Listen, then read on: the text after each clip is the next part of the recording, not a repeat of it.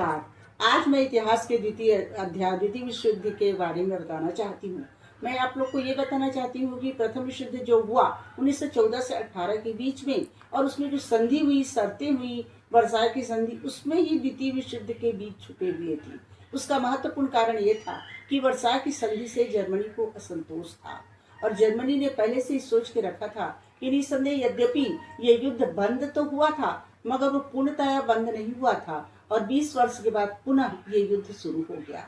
वैसे जर्मनी के अंतर्गत जो चांसलर के रूप में हिटलर जो था, वो प्रथम विश्व युद्ध में भी भाग लिया था। उसी समय से उसके दिमाग में ये था कि मुझे जर्मनी का एकीकरण करना है। तो जर्मनी के एकीकरण करने के लिए उन्होंने जितनी शर्तें थी वर्साय की संधि में, उन शर्तों को तोड़ना शुरू कर दिया, और धीरे धीरे जब शर्तें टूटना शुरू हुए तो द्वितीय विश्व युद्ध की रूपरेखा प्रस्तुत होने लग गई। और द्वितीय विश्व युद्ध के लिए महत्वपूर्ण कारणों में अपन यदि कहें तो वर्साय की संधि से असंतोष, राष्ट्र संघ की विफलता और धुरी राष्ट्रों का निर्माण, ये कुछ महत्वपूर्ण कारण रहे हैं, जिसके कारण 1939 में द्वितीय विश्व युद्ध हुआ।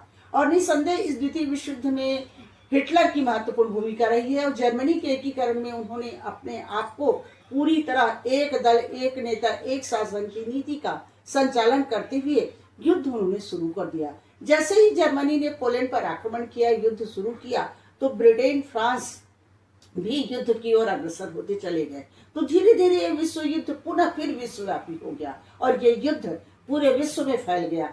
इसमें घटनाक्रम में एक नया मोड़ आया 1941 में, जब जापान ने अमेरिका पर आक्रमण किया, और अमेरिका के सैनिक अड्डों पर जब आक्रमण किया तो अमेरिका भी युद्ध में प्रवेश किया। और अमेरिका में युद्ध में प्रवेश करने का एक बहुत बड़ा कारण था कि निसंदेह ये युद्ध धुरी राष्ट्र के रूप में जो राष्ट्र थे, इन लोग जर्मनी, इटली और जापान, वो हारते ही, क्योंकि जो मित्र राष्ट्र का निर्माण हुआ था 1941 में, उनका जो गठबंधन था एक संयुक्त गठबंधन था। यद्यपि वो दोस्त नहीं थे, मित्र नहीं थे, मगर वो मित्र बने थे। उनको मालूम था कि विश्व से नाजीवाद और फांसीवाद को हटाना है, तो हम सभी का गठबंधन आवश्यक था। और ये गठबंधन के आधार पर तीनों में ऐसा एक संगठन बना, ऐसा संयुक्त राष्ट्र संघ चार्टर बना, जिसके माध्यम से वो उन्हीं नीति को फॉलो करते गए और आगे बढ़ते गए।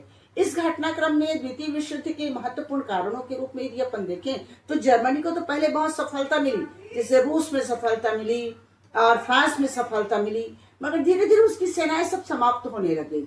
तो और इसके पहले ही इटली के अंतर्गत जो मुसोलिनी था, वो तो आत्मसमर्पण कर ही चुका था। तो इसके सामने अब जो संगठन था, वो संगठन भी टूटते ही जा रहा था, और ये युद्ध पराजय की ओर बढ़ते ही जा रहा था। उसी क्रम में क्या हुआ कि जर्मनी, अमेरिका जब आक्रमण किया द्वितीय विश्व युद्ध में, तो पूरी तरह संयुक्त राष्ट्र संघ की सेनाओं का जो संगठन था, वो ज्यादा लामबंद होकर उन्होंने युद्ध को आगे बढ़ाने में आगे बढ़ते चले गए।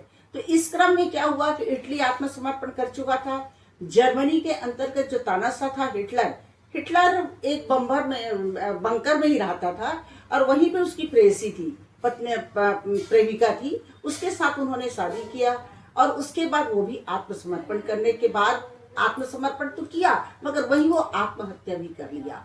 अब ये द्वितीय विश्व युद्ध का घटनाक्रम कुछ दूसरी ओर मुड़ा। अब बचा जापान, मगर जापान आत्मसमर्पण करना नहीं चाहता था, और अमेरिका के साथ उसकी दुश्मनी बहुत पहले से थी। जो भी संधि शर्तें के लिए यदि अमेरिका आमंत्रित करता जापान को, तो कभी भी उसके संगठनों में वो शामिल ही नहीं हुआ। तो इसलिए क्या है कि जापान बस अकेला राष्ट्र बचा था जिसके साथ अमेरिका का आखिरी युद्ध हुआ। और उस युद्ध में बहुत पहले 1914 के समय से ही अमेरिका क्या किया था कि बम बना चुका था। उस बम का प्रयोग वो कहाँ करे ये सोच रहा था, और उसी समय जापान पर आक्रमण किया अमेरिका ने। हिरोशिमा और नागासाकी पर बम वर्षा कर दिया। बस एक बम वर्षा के बाद ही जापान को आत्मसमर्पण करना पड़ा, और द्वितीय विश्व युद्ध खत्म हो गया। तो द्वितीय विश्व युद्ध खत्म होने के लिए अपन यही कहेंगे कि इसमें मित्र राष्ट्र की जीत हुई, और मित्र राष्ट्र की जीत होने के कारण धुरी राष्ट्र पुनः पराजित हो गई। इसमें हिटलर, मुसोलिनी और जापान तीनों नाजीवाद, फांसीवाद और सैन्यवाद की पराजय हुई, और इस पराजय से धन की बहुत ज्यादा हानि हुई है। 2 करोड़ लोग जो है वो मृत्यु के आगोश में चले गए, और कितने लोग जो थे वो घायल हो गए। तो द्वितीय विश्व युद्ध के बाद, जैसे कि प्रथम विश्व युद्ध में राष्ट्र संघ का निर्माण हुआ था 1920 में, मगर द्वितीय विश्व युद्ध के बाद 1945 में युद्ध भी खत्म हुआ और संयुक्त राष्ट्र संघ का निर्माण हुआ। उसका मुख्य उद्देश्य ही था कि विश्व में शांति स्थापित करना।